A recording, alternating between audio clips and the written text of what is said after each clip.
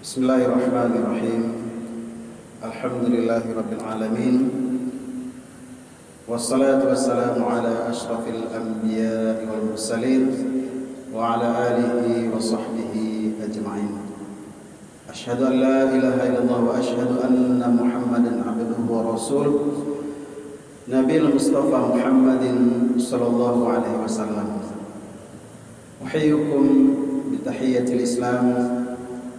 Tahiyyat assalam, tahiyyat alal jannah.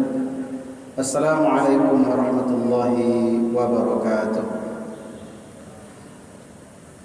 Bapak, ibu-ibu, hadirin, hadirat sidang jemaah zuhur yang dimuliakan oleh Allah Subhanahu wa taala. Kita memuji bersyukur kepada Allah, Zat yang senantiasa melimpahkan rahmat dan karunia-Nya kepada kita bersama.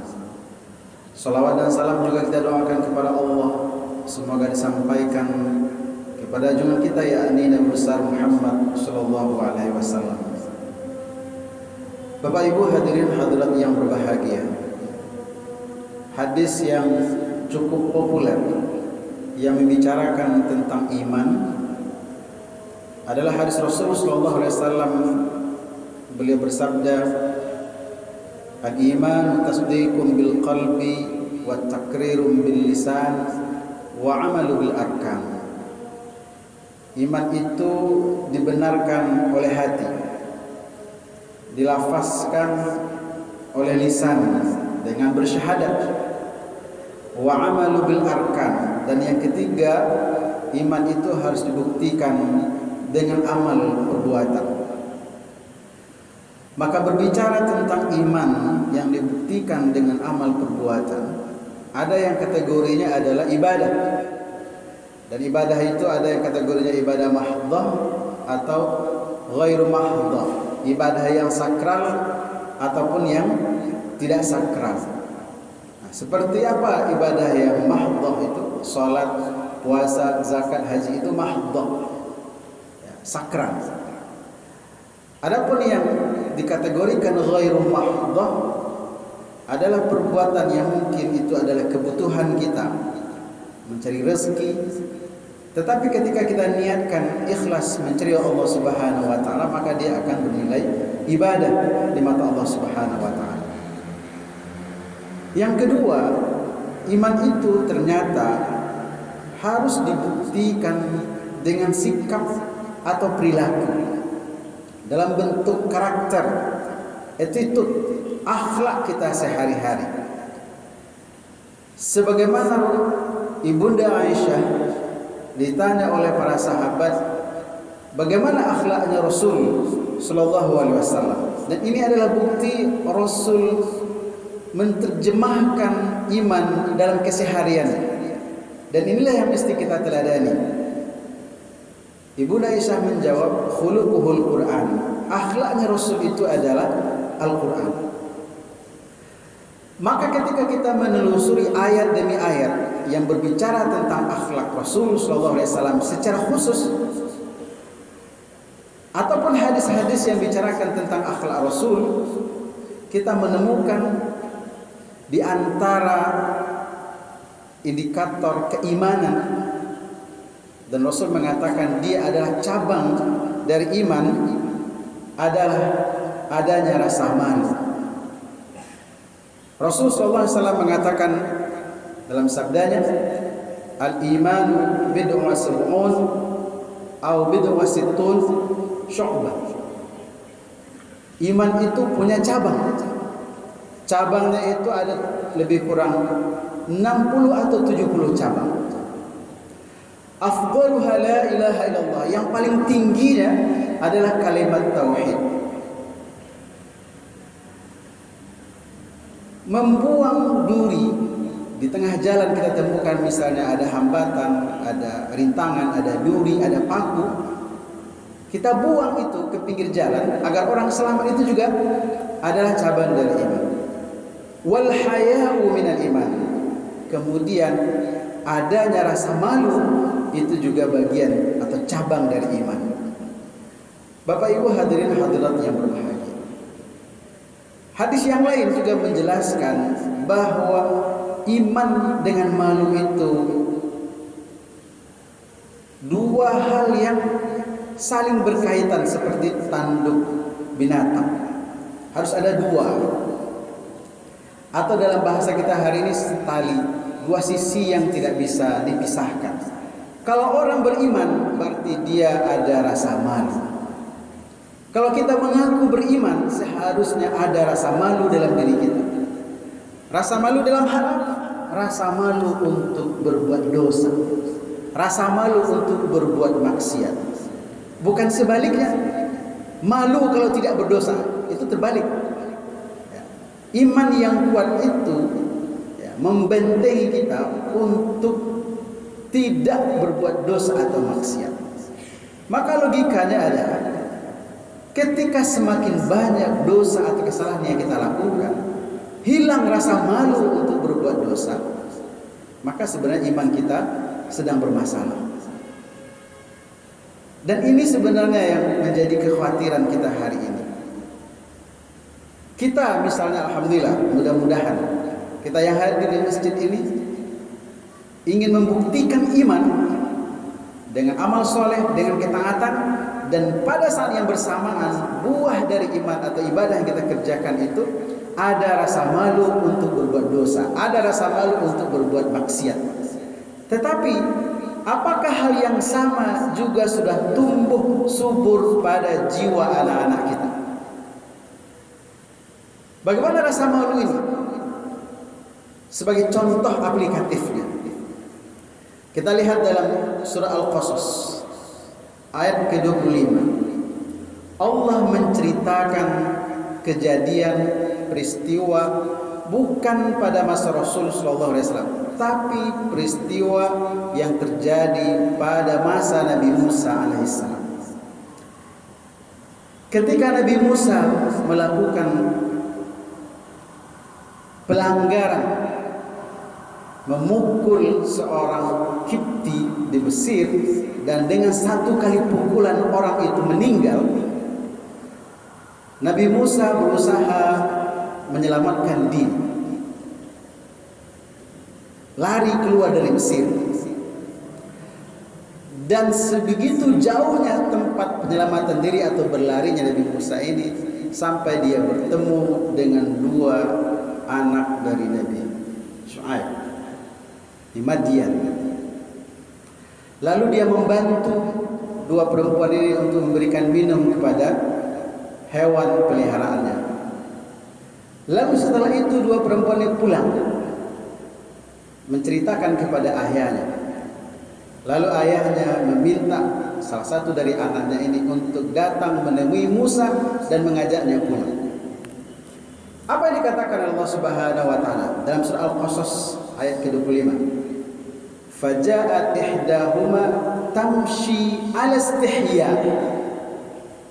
Dua anak perempuan Nabi Musa, dua anak perempuan Nabi Syuaib ini tidak berbuat maksiat dengan Nabi Musa. Dia hanya diberi pertolongan, bantuan untuk memberi minum binatang ternak. Terus dia disuruh oleh ayah untuk menemui Nabi Musa. Bagaimana cara, karakter atau body language, bahasa tubuh dari anak ini, perempuan ini? Tamshi 'ala istihya. Dia datang menemui Musa dengan rasa malu. Padahal dia tidak berbuat dosa, dia tidak berbuat maksiat. Dia disuruh oleh ayahnya. Dan para tafsir mengatakan bagaimana performan gadis ini menemui Nabi Musa. Dalam beberapa riwayat dikatakan dia menutup wajahnya dengan kainnya. Dalam riwayat lain dikatakan dia menutup wajahnya dengan tangannya. Intinya adalah dia mengekspresikan rasa malu untuk bertemu dengan lawan jenis dengan menutup wajahnya. Padahal dia tidak berbuat dosa, tidak berbuat maksiat. Ini cerita bukan 15 abad yang lalu, tapi kejadiannya pada masa Nabi Musa AS. Diabadikan oleh Allah Subhanahu wa taala dalam surah Al-Qasas. Tentu ketika kita membaca ayat ini, seharusnya yang terlintas dalam pikiran kita bukan sekadar membaca cerita lewat begitu saja, tidak, tapi mengambil ibrah atau pelajaran. Bagaimana menumbuhkan rasa malu, padahal ini bukan perbuatan dosa, bukan perbuatan maksiat, tapi perintah dari ayahnya. Apakah hari ini kita bisa menemukan karakter perempuan seperti yang diceritakan oleh Allah dalam surah Al-Qasas ini? Bapak Ibu hadirin hadirat yang berbahagia, yang kita temukan hari ini, ya, naudzubillah min dzalik, mungkin sebagian besar itu adalah anak kita, atau keponakan kita, atau karib kerabat kita. Tidak ada rasa malu bagi dia bertemu dengan lawan jenisnya, bahkan membawa lawan jenis dengan alasan teman, pada itu sesungguhnya mungkin pacarnya, ke rumah tanpa ada rasa malu. Dan nauzubillah min dzalik, kita sering mendengar ada juga orang tua malu kalau seandainya anak gadisnya, anak perempuannya tidak punya teman laki-laki. Jadi tidak pada tempatnya memposisikan rasa malu. Rasa malu yang harus kita munculkan itu adalah malu untuk berbuat maksiat atau berbuat dosa. Bukan malu kalau tidak berbuat dosa, bukan begitu. Dan ini karakter yang sebenarnya sesuai dengan adat kita di Minangkabau. Yang dikatakan langkah sumbang misalnya. Bukan tidak boleh lawan jenis kita laki-laki misalnya menolong anak gadis di pinggir jalan misalnya. Bukan tidak boleh. Sah-sah saja kalau mereka membutuhkan pertolongan atau membutuhkan bantuan. Tapi kalau seandainya berdua saja, ini menjadi sumbang. Menjadi agak aneh dalam pandangan mata manusia secara umum. Maka sebenarnya kalau kita menerapkan adat yang sudah tumbuh berkembang di daerah kita, yang sesuai dengan syariat Allah Subhanahu wa taala, sebenarnya itu adalah indikasi keimanan kepada Allah Subhanahu wa taala. Bagaimana kita menumbuhkan rasa malu melakukan pelanggaran-pelanggaran. Dan inilah PR besar kita hari ini. Kita melihat di televisi, kita membaca di koran, mendengar berita, ada orang mencuri, korupsi, mengambil hak orang lain, tidak ada rasa bersalahnya, tidak ada rasa malunya. Kalaulah misalnya ada orang mencuri, nauzubillah min dzalik, misalnya seperti pada masa Umar bin Khattab. Kenapa pada masa Umar bin Khattab itu pernah tidak diterapkan hukum potong tangan? Karena kondisi paceklik, karena kondisi sulit. Ada orang mengambil makanan, ada orang mencuri yang bukan hak dia, tapi tidak diberlakukan hukum kepada orang yang mencuri atau yang berbuat maksiat. Alasan Umar kan kondisi. Tetapi hari ini setiap hari kita disuguhi berita orang melakukan pelanggaran, orang berbuat maksiat, bukan untuk kebutuhan pokoknya, bukan untuk menyambung hidupnya, tapi untuk memperkaya diri. Tetapi naudzubillah min dzalik, tidak nampak dari ekspresi wajahnya itu rasa menyesal, rasa malu untuk berbuat dosa atau berbuat maksiat. Atau tidak sedikit juga kita mendengar ada sesuatu yang sebenarnya itu adalah bagian dari syiar agama, tapi tidak ada rasa bersalah untuk memanipulasi data, memanipulasi bahan yang dibutuhkan untuk pertandingan atau perlombaan. Padahal itulah syiar agama. Di mana kita mempertanggungjawabkannya di hadapan Allah Subhanahu wa taala? Padahal Allah Subhanahu wa taala mengingatkan kita, "Fama ya'mal mithqala dzarratin khairan yarah, wa ma ya'mal mithqala dzarratin syarran." Sekecil apapun dosa atau kesalahan yang kita lakukan, apalagi besar, sekecil apapun, sebesar zarrah. Dulu ditafsirkan zarrah itu sebesar biji sawi. Tapi hari ini mungkin ada yang lebih kecil dari biji sawi. Itulah zarrah. Mau kita mengerjakannya secara diam-diam di tempat tersembunyi atau secara sengaja di hadapan orang ramai, akan kita bertanggungjawabkan di hadapan Allah Subhanahu wa taala. Bapak Ibu hadirin hadirat berbahagia. Maka sekali lagi, iman ini harus berbuah. amal ibadah yang kita kerjakan harus berbuah. Apa buahnya? Untuk akhirat insya Allah surga balasannya. Tetapi yang diinginkan oleh Allah dari setiap ibadah yang kita kerjakan, dia harus berbuah pada akhlak dan perilaku.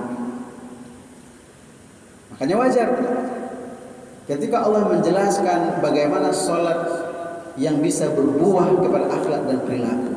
Allah berfirman, innas sholata tanha anil fahsya'i wal munkar. Sholat itu kalau kita kerjakan dengan benar, memenuhi syarat dan rukunnya dengan khusyuk, kita pahami apa yang kita baca, yang kita lafazkan dari setiap gerakan bacaan sholat kita, maka kata Allah, keluar kita dari masjid ini atau belum keluar kita dari masjid ini, dia harus bisa tanha anil fahsya wal munkar, mencegah kita untuk berbuat berperilaku keji dan munkar. Barulah dikatakan sholat itu berbuah, iman kita berbuah dalam bentuk akhlak dan perilaku. Begitu juga ketika kita melakukan sebuah ibadah yang punya nilai tentang kejujuran, tentang integritas, maka seharusnya di luar masjid, di tempat umum, kita membuktikan ada rasa malu untuk berbuat dosa atau berbuat maksiat. Bahwa setiap kita, karena kita tetap jadi manusia, khilaf, lalai atau berdosa, itu betul. Bahwa ada kita yang mungkin khilaf atau lalai, Rasul mengatakan itu mungkin saja terjadi. Kullu bani Adam khata'un, setiap kita ini mungkin bersalah. Wa khairul khata'ina tawwabun. Tapi orang yang terbaik itu adalah ketika dia khilaf atau lalai, dia sadar, dia bertobat, bukan berkelanjutan dalam kemaksiatan atau dosa, atau hilang rasa malu untuk berbuat dosa, atau mencampur adukan di masjid dia seolah-olah orang yang paling taat, paling soleh akan mati segera. Tapi di luar masjid, di kantor, di tempat kerja, begitu lihai, begitu profesional dalam tanda petik untuk melakukan pelanggaran. Sekali lagi, iman atau ibadah yang kita kerjakan harus berbuah dalam bentuk akhlak perilaku sehari-hari. Dan itu harus kita buktikan dari waktu ke waktu. Bahwa kita khilaf atau lalai itu manusiawi, tetapi jangan berkelanjutan dalam perbuatan dosa atau kemaksiatan. Billahi taufiq wal hidayah. Assalamualaikum warahmatullahi wabarakatuh. Allahu akbar.